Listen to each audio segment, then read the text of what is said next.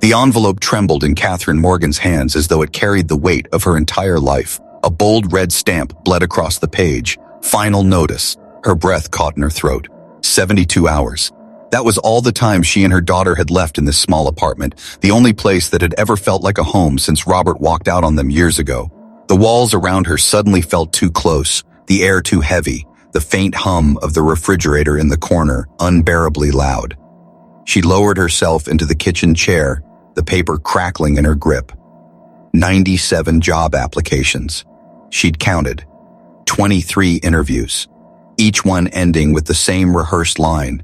We've decided to move forward with other candidates. Not once had anyone said, we believe in you. Catherine's fingers dug into the letter until her knuckles whitened. A soft voice cut through her spiral. Mom? Emma stood in the doorway, her wild dark curls haloed by the sunlight sneaking through their faded curtains. 9 years old, and yet her eyes held an unsettling sharpness, a clarity that sometimes made Catherine feel as if the child could see straight through her defenses. Emma noticed everything, the change in her mother's breathing, the twitch in her jaw, even the way Catherine folded papers too quickly when she was hiding something. Catherine stuffed the notice into her pocket, forcing a smile. I'm fine, sweetie. Just boring grown-up mail. Emma didn't look convinced. She hugged her notebook to her chest, its cover smudged with graphite where she had sketched and resketched endless diagrams of circuits and wires. Catherine knew the pages inside by heart, tangled blueprints for machines that didn't exist yet, miniature codes scribbled in margins, fragments of dreams that seemed too big for their tiny apartment. Glancing at the clock, Catherine's stomach twisted. Less than an hour until her interview at Quantum Dynamics. This was it, the last chance, the last door that hadn't slammed in her face. A company that dealt in firewalls and encrypted systems and salaries that could actually keep a roof over their heads. She had polished her resume until the words blurred, pressed her suit until the iron hissed against thin fabric worn soft at the elbows. Emma tilted her head. Can I come with you? Catherine blinked. What? No, sweetheart, it's an interview. You'd be bored. I can bring my projects, Emma insisted, patting the battered backpack at her feet. From its open zipper peeked the edge of her salvaged tablet, the one she had rescued from a dumpster and revived with parts scavenged from broken radios. Catherine still didn't understand how her daughter had coaxed life back into that machine, but she had, meticulously, patiently, with a determination that rivaled any engineer's. Normally, their neighbor Mrs. Patel would watch Emma during these appointments, but Catherine remembered with a sudden pang that Mrs. Patel was out of town visiting her son. The realization hit like ice water down her back. There was no one else. No friends close enough, no relatives she could call, no money for childcare. Emma must have read her silence because she whispered, I'll be quiet. I'll just sit in the lobby. Catherine closed her eyes, every instinct as a mother screaming against the thought. She pictured the sterile glass tower of Quantum Dynamics, the polished executives, the way their eyes might narrow at the sight of a child tagging along. She could hear the laughter already, the judgments, the inevitable, she brought her daughter? But what choice did she have? She had $24 left after groceries, a past-due electricity bill, and now 72 hours before the landlord changed the locks. When she opened her eyes, Emma was still standing there, notebook clutched, hope flickering in her gaze. Catherine forced herself to nod, though her throat ached. All right, you can come, but you have to promise you'll stay quiet, no wandering, no talking to strangers. I promise, Emma said, solemn as a pact. Catherine smoothed her worn suit jacket, trying to steady her hands. She reached out and squeezed her daughter's fingers. They were small, warm, and steady, so much steadier than her own. Together they stepped toward the door, two fragile figures against the weight of the world. Catherine locked the apartment behind them, the sound echoing like the closing of a chapter. She didn't know it yet, but letting Emma come along was the single choice that would change everything, not just for them, but for the company, and for everyone who had ever underestimated what a child could see. The Quantum Dynamics headquarters rose like a shard of glass stabbed into the sky. Sunlight caught its mirrored surface, dazzling Catherine's eyes as she and Emma approached the revolving doors. To Catherine, it looked less like an office building and more like a fortress of untouchable people, a place designed to intimidate anyone who didn't already belong. She tightened her grip on Emma's hand. The girl trotted at her side, her backpack bouncing lightly with each step, the worn strap fraying. At the edges, inside it, were her treasures, her salvaged tablet, her little notebook of sketches, things that gave her comfort, though Catherine feared they would look like scraps of junk to anyone else. Catherine tried to square her shoulders as they stepped into the gleaming lobby. Polished marble reflected back their images like a cruel mirror, highlighting every imperfection in her suit jacket, every crease at the cuffs. She felt the weight of eyes on her almost instantly. Executives in tailored suits and pencil skirts glided past with effortless authority. None of them had a child in tow. The receptionist, Diane, her nameplate gleamed like gold beneath the perfect white light, arched a brow the moment Catherine approached. "Can I help you?" The tone made it clear she already disapproved. "Yes," Catherine said, her voice careful. "Catherine Morgan. I have a 10:30 interview with Human Resources."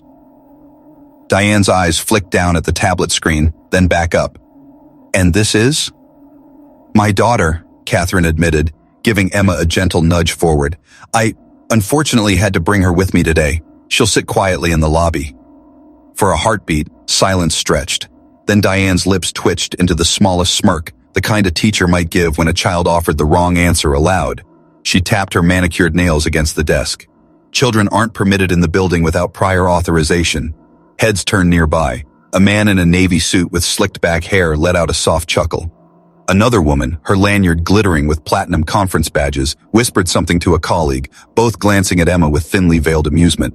Catherine felt heat crawl up her neck, but she stood taller, forcing calm into her voice. "She won't be any trouble, I promise." Diane's eyebrow rose higher. "Please wait." Her fingers clacked against the keyboard. Catherine guided Emma to a sleek leather couch in the corner, trying to ignore the laughter echoing faintly behind her. Emma slid onto the seat and pulled out her notebook, already sketching a tangle of lines and boxes that only she seemed to understand. Her pencil moved quickly, her brows drawn together in concentration. Catherine exhaled, smoothed her skirt, and tried to rehearse her answers silently. But something shifted in the air. It was subtle at first, like the soft buzz of a light bulb about to flicker. One of the massive security monitors mounted above the reception desk blinked, for just a moment, showing lines of code where live camera feeds should have been. Catherine barely noticed, but Emma's head snapped up. Her eyes fixed on the monitor, unblinking. She leaned forward slightly, pencil frozen mid-line. The feed returned to normal, a crowded hallway view, people hurrying between elevators. But her frown lingered. "Everything okay, honey?" Catherine asked, catching the look. Emma didn't answer immediately. Instead, she whispered, "That wasn't normal." Catherine followed her gaze but saw only the dull glow of screens. "It's fine," she assured, brushing it off. "Don't get distracted, just draw, all right?" Emma lowered her head again, though her pencil strokes had changed. Instead of circuits for imaginary devices, she was now sketching rectangles linked with arrows, tiny notes in the margins. Catherine sighed. Even when Emma promised to just draw, she always ended up diagramming something that felt miles beyond her age. The minutes dragged. Catherine's palms began to sweat, her heart thudding with each tick of the lobby clock. She knew her entire future rested on this interview, but every time she closed her eyes to breathe, she remembered the eviction notice stuffed in her pocket. 72 hours. Then another flicker, this time more pronounced. Two monitors blanked simultaneously, then sputtered back on. Diane frowned at her screen. "Strange," she muttered under her breath. She tapped her earpiece. "8, are you seeing this?" Employees hurried past, their conversations sharper now, no longer idle chatter. One man's voice carried, "Server response times are tanking again." Emma's pencil stopped moving. She pressed her lips together, staring up at the screens as if watching a secret message only she could read. Catherine noticed her daughter's knuckles whitening around the notebook. "What is it?" she whispered. "The way the packets moved," Emma said softly, almost to herself. "They shouldn't look like that. Someone's knocking on the system, pretending to be it." Catherine blinked. "Emma?" But her daughter wasn't looking at her anymore. Her eyes followed the scrolling patterns flashing across the monitors, catching glimpses that passed too quickly for anyone else to notice. She began sketching faster, arrows shooting across her page, boxes labeled in her careful handwriting. The receptionist's voice cut through the tension, louder this time, tinged with unease. "What do you mean the login servers are locking up?" The sleek professionalism of the lobby was fracturing. Employees who had moments earlier laughed at Catherine now moved with barely contained panic, muttering into headsets, typing frantically at tablets. Catherine felt the tension coil tighter and tighter in her chest. Emma leaned closer to her notebook, whispering, "They don't see it. They're looking in the wrong place." Catherine placed a hand on her shoulder, firm but trembling. "Stay quiet," she begged. "Please, just stay quiet." But deep down, something inside her knew. Whatever was happening in this building, her daughter had already seen it first. The 32nd floor of quantum dynamics was supposed to be a stage for triumph. Nathan Pierce, CEO and visionary, stood at the head of the conference table, his tie knotted perfectly, his slides polished to an obsidian sheen. 7 investors sat across from him, their faces taut with expectation. Today's demonstration of the Quantum Shield platform could decide the company's future. The numbers, the models, the promises, all of it was supposed to restore their faith. But halfway through his carefully rehearsed pitch, the main screen froze. At first, Nathan thought it was a glitch in the presentation software. He tapped the clicker again. Nothing. Then the screen bled red, one error message after another cascading down. The investors murmured. "Is this part of it?" Marcus Williams asked dryly, his fingers drumming on the mahogany table. Nathan's mouth went dry. "No," he whispered, then louder. "We're under attack." Down below, Catherine sat stiff on the leather couch, rehearsing her interview answers silently, but her concentration shattered as the lobby shifted around her. The crisp efficiency of the building cracked like glass under a hammer. Phones rang in sharp bursts, security guards barked into radios. Diane, the receptionist who had smirked earlier, now leaned forward, her voice hissing through her earpiece. "Repeat that. Complete system lockout on how many floors?" A young man in a wrinkled shirt ran past, his eyes wide. "Firewalls are collapsing across 3 vectors. They've breached the verification servers." Catherine blinked, heart pounding. She looked down at Emma, expecting confusion. Instead, Emma's face was alight with a strange, fierce focus. Her pencil scratched furiously across the page of her notebook, drawing a maze of lines and arrows. "Emma," Catherine whispered. "What are you—" Her daughter cut her off with a quiet urgency. "They think it's the firewall. It's not. It's their identity verification protocol. It's being tricked." Catherine froze. "Honey, don't say things like that out loud." But Emma wasn't looking at her mother anymore. She was staring at the security monitors, watching as strings of code flickered briefly where video feeds should be. She tilted her head the way a musician might tilt their ear to catch a melody others couldn't hear. "See how the packets get accepted and rejected at the same time?" she murmured. "That only happens when a system is talking to an imposter." Catherine's chest tightened. She glanced around. No one else was paying attention to her daughter, too busy managing their own crises. For a moment she almost wished Emma were wrong, just imagining things, just a child who played too many games on broken tablets. But then another shout erupted near the elevators. "Server chains are collapsing! We've got 20 minutes before total blackout!" The words hit Catherine like a blow. If this company was sinking, her interview was already ashes. She reached for Emma's hand. "We should leave." "Wait," Emma said firmly, not looking up from her notebook. "They're missing it. I can see the path." Upstairs, alarms shrieked as lights flickered. The investors' murmurs had turned to outright fury. "Nathan, are you telling me your multi-billion-dollar security platform can't even defend your own building?" Marcus snapped. "You expect me to pour money into this?" Nathan's jaw clenched. "I need my team in the crisis room now." Below, chaos funneled past Catherine and Emma as engineers and technicians rushed by. A man in his 20s with messy dark hair, badge swinging from his neck, spoke rapidly into his phone. "Chen's suggesting a full reboot, but it won't work. The intrusion point isn't external, it's—" He stopped, eyes narrowing at his tablet. No, that's impossible." Emma leaned forward. "It's not impossible," she whispered, just loud enough that Catherine heard. Catherine hissed, "Emma!" But her daughter wasn't done. She raised her voice slightly, a tremor of certainty in it. "It's coming through your login checks. Someone's copying your own keys." The man, Jack Sanders, his badge red, froze mid-stride. Slowly, he turned his head toward the little girl sitting with her backpack and notebook. His phone slipped an inch from his ear. "What did you just say?" Catherine's blood turned to ice. She stood quickly, shielding Emma with her body. "I'm sorry, she's just a child. She doesn't—" Jack stepped closer, his expression caught between disbelief and recognition. That's exactly what we're seeing." "How did she know that?"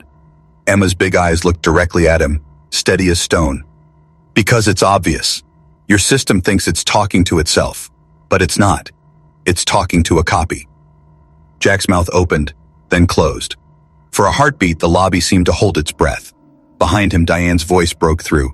"Sanders, the director wants you upstairs right now. Investors are threatening to walk out." But Jack didn't move. He crouched to Emma's level, voice low, urgent. "Kid, how do you know this?"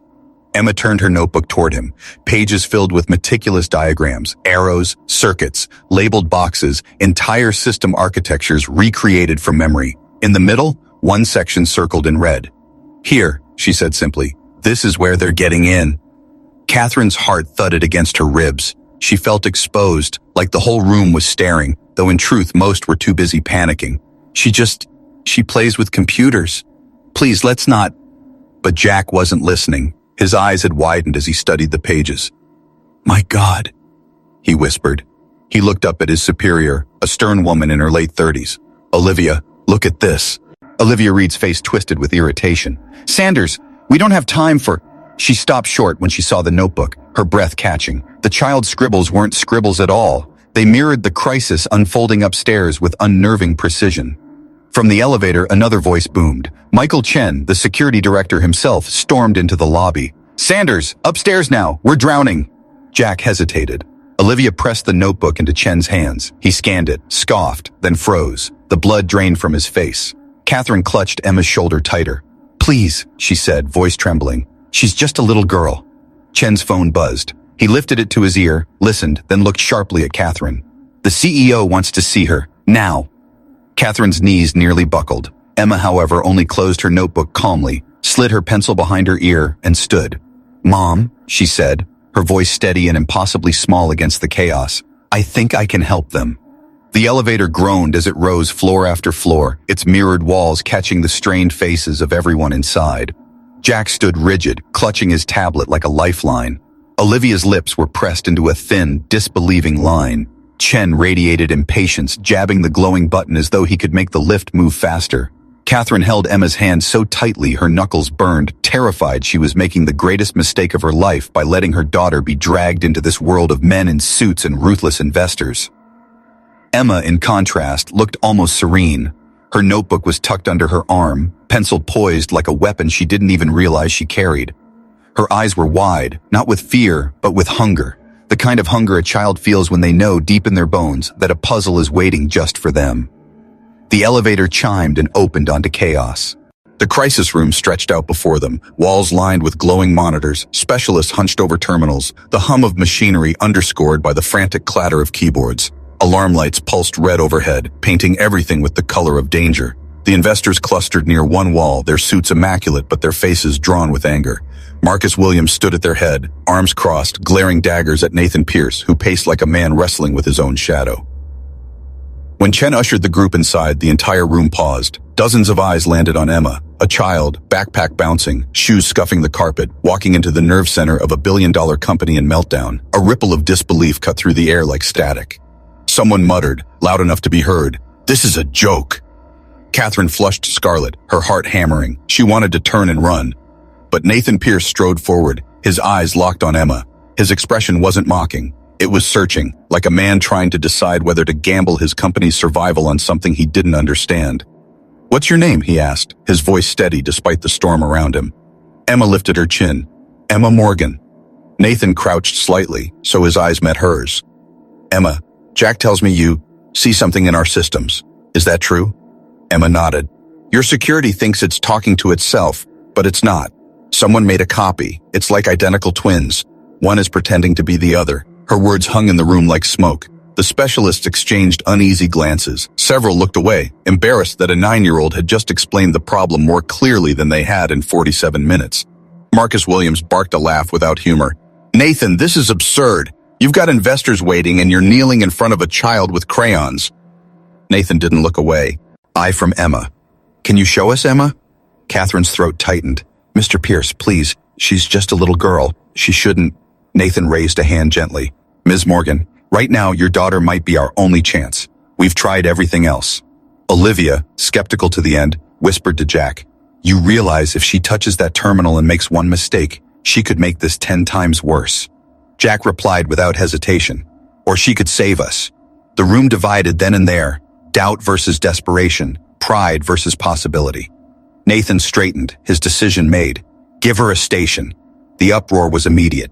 "She doesn't have clearance. This is madness. Our liability exposure." Chen's voice thundered above them all. "Pierce, If you allow this, you're jeopardizing everything this company stands for. Security is not a playground. Nathan's eyes snapped to Chen. His voice dropped to a blade's edge. Security is already gone. If we do nothing, quantum dynamics is finished within the hour. I will take responsibility. Silence followed, heavy and dangerous.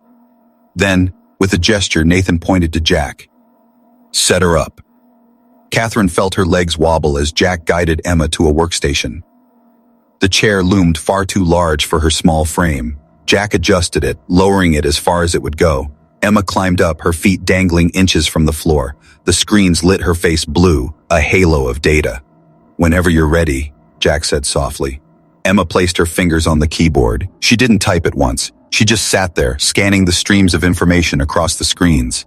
The room watched in tense silence. Catherine pressed her palms together, whispering a prayer she didn't know how to finish.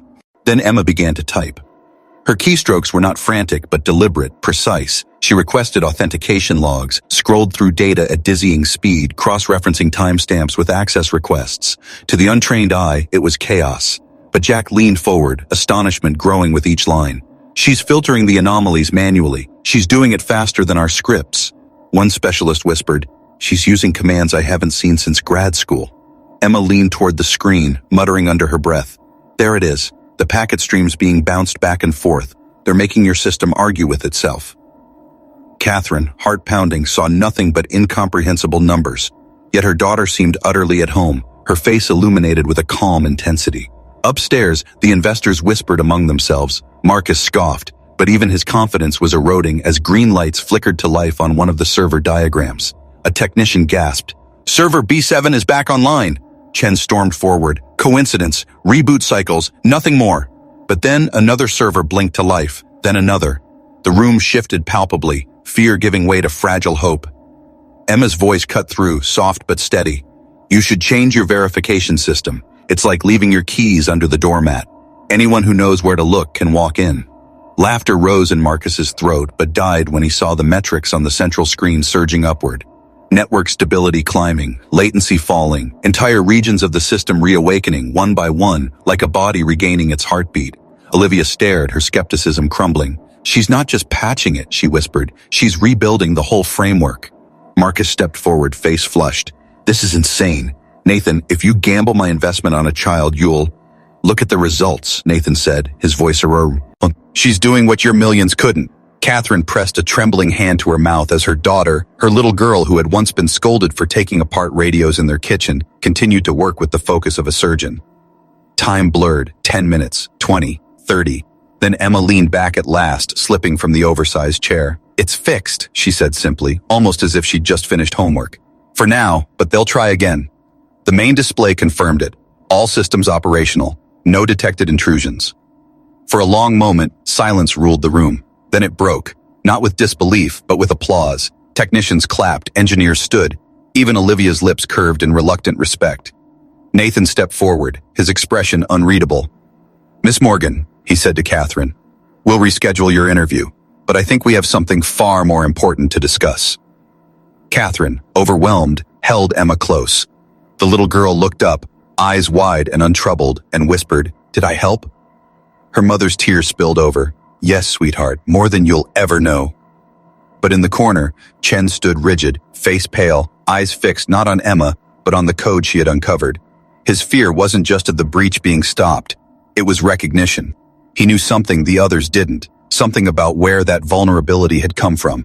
And Catherine, holding her daughter, had no idea that this victory was only the beginning. The war room had finally gone quiet, but it was not the peace of safety. It was the uneasy silence that follows when survivors realize the fire could still be smoldering unseen. The screens glowed a steady green now, metrics stable, systems humming as if nothing had ever gone wrong. But no one in the room believed it was over. Not really.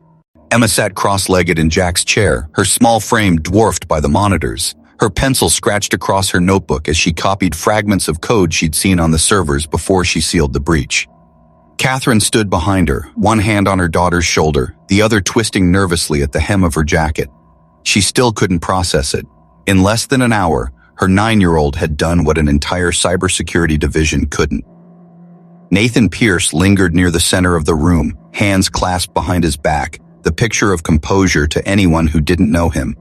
But his eyes betrayed the truth, sharp, restless, scanning the screens like a man hunting shadows. Jack leaned closer to Emma. "What are you doing?" "Looking again," Emma said without looking up. "The attack was too clean. They weren't trying to break everything. They wanted us to notice." Jack frowned. "What do you mean, too clean?" Emma tapped her notebook, where she had drawn a chain of looping arrows. "Most attacks are messy. They leave holes, random noise. This one avoided critical systems. It tiptoed around the dangerous parts." She looked up at him finally, her young face eerily calm. "It's like someone knocking on your door to prove they can get in, but not stealing anything once they're inside." Nathan overheard, his chest tightening. He stepped closer, his shadow falling over Emma's notebook. "Are you saying this was deliberate restraint, not sabotage, a demonstration?" Emma nodded. "Exactly. Like they were saying, I could have destroyed you, but I didn't." The words landed heavily.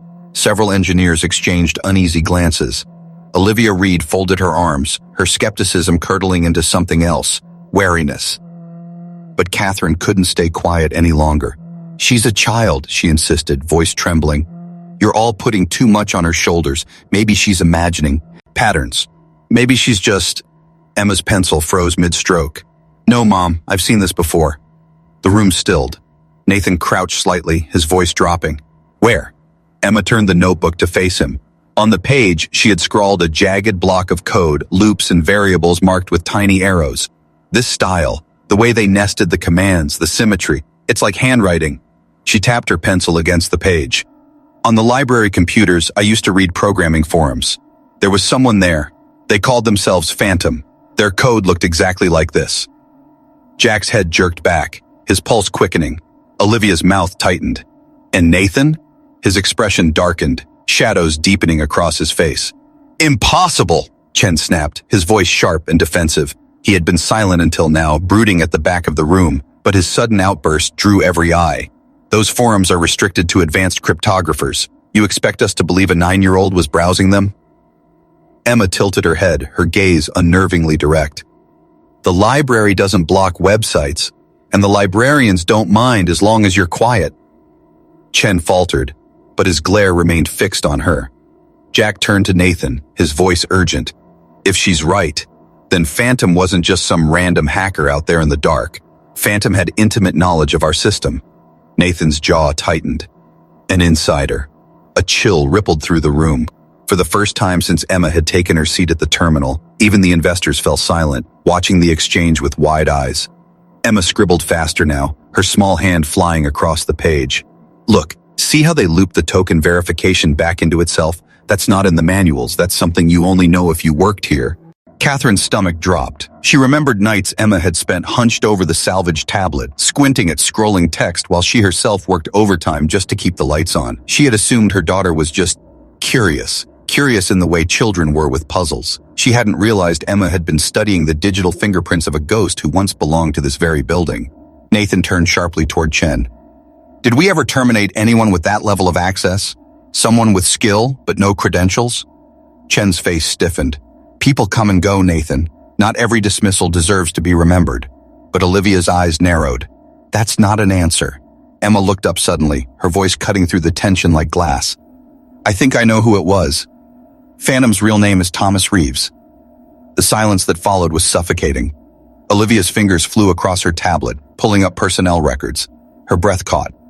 "Reeves, programmer, terminated 4 years ago. Official reason, insufficient credentials." She looked up, her face pale. "Chen, you signed this dismissal." All eyes turned. Chen's lips thinned, but his mask cracked. He wasn't qualified. No degree, no certifications. He was a distraction. Jack's voice trembled with anger. "He submitted reports, didn't he? Warnings about vulnerabilities. And you buried them."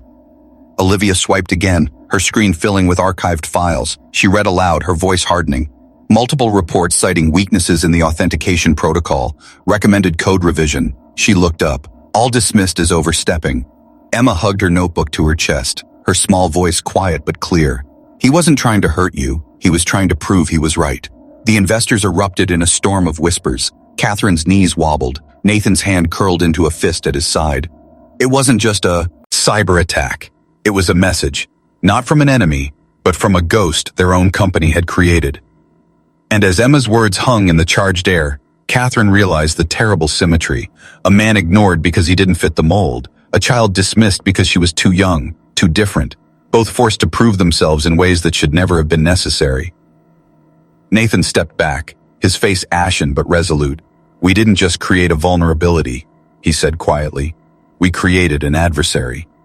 The green lights on the screens glowed steadily, but no one in the room felt safe, because the true breach was no longer in their firewalls.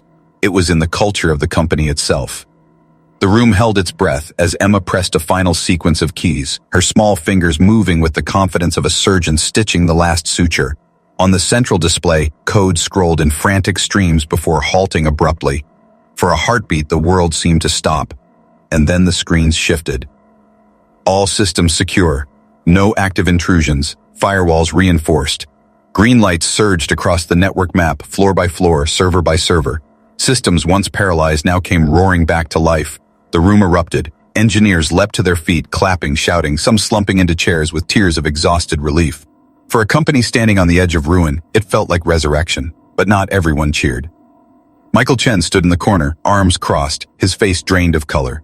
He looked not at the screens, not at the investors, but at Emma, the little girl sitting in the oversized chair, notebook on her lap, who had just accomplished what his entire team could not.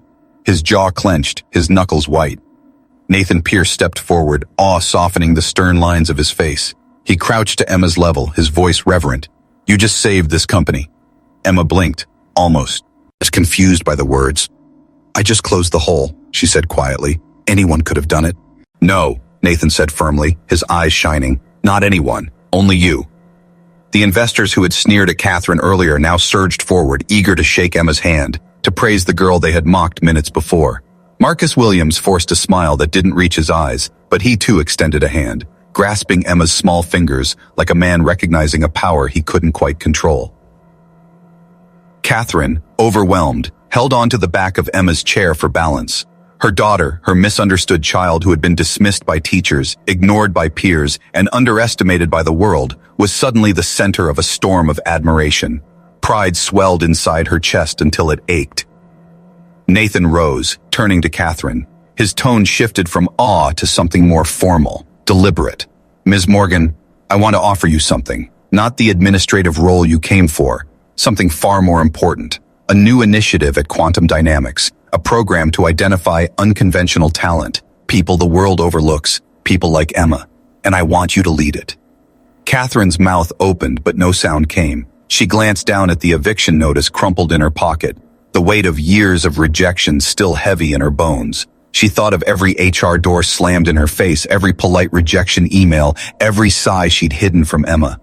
Now the CEO of one of the world's most powerful cybersecurity firms was offering her not just a job, but a chance to change lives. Her voice cracked.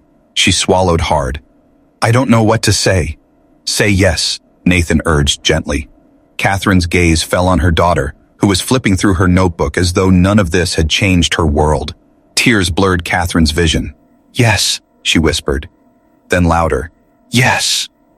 A ripple of approval passed through the room. For the first time in years, Catherine felt something ignite inside her. Not just hope, but purpose. Nathan turned back to Emma. "And for you, Emma, you'll have resources, mentors, everything you need to develop your gift. This company will make sure your mind never goes unrecognized again." Emma tilted her head, expression unreadable. "Even if I still break things to see how they work?" Nathan laughed softly, something uncharacteristically warm in his voice. "Especially then." Applause echoed again, this time warmer, freer. For a moment it seemed like the perfect ending. But perfection never lasts. Hours later, when the investors had been soothed and the engineers sent to rest, Nathan convened a closed-door meeting with his senior staff. Catherine sat beside him, still dazed by the shift in her fortune. Emma sat quietly in the corner, doodling circuit patterns in her notebook. On the table lay a stack of digital records Olivia had unearthed during the crisis. Old security reports, archived emails, logs buried deep in the company's servers. She slid them across the table to Nathan. "Read these," Olivia said, her voice grim. Nathan scanned the files, his expression hardening with every line. Warnings about vulnerabilities in the authentication protocol, dated 4 years ago, submitted repeatedly, all ignored. He looked up, eyes flashing.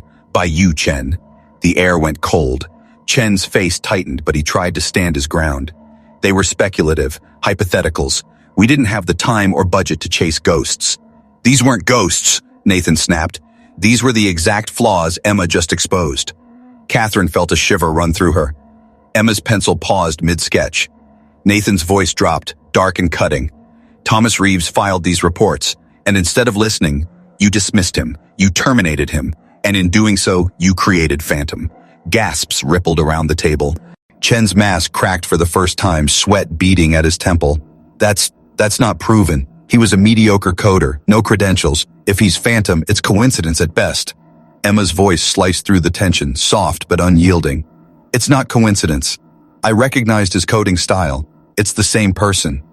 All eyes snapped to her. She met Chen's gaze directly, her expression far too steady for a 9-year-old. You ignored him. You called him unqualified. And that's why he attacked. Chen sputtered, but Catherine saw the truth in his eyes. Fear. Not of Emma, but of exposure. Nathan leaned forward, voice low and lethal. Do you understand what this means, Chen?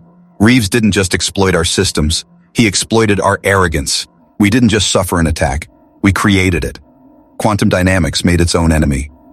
The words hung heavy, undeniable. Catherine's chest tightened. She thought of Emma, brilliant, overlooked, dismissed. How many times had teachers written distracted on her report cards when in fact she was solving puzzles none of them could see? How many times had Catherine herself tried to fit her daughter into the world's narrow definitions instead of recognizing the truth? If not for this day, Emma could have become another Thomas Reeves, a mind forced into the shadows, brilliance weaponized by neglect. The thought chilled her to the bone. Nathan closed the file with deliberate finality. His gaze swept the room, resting last on Chen.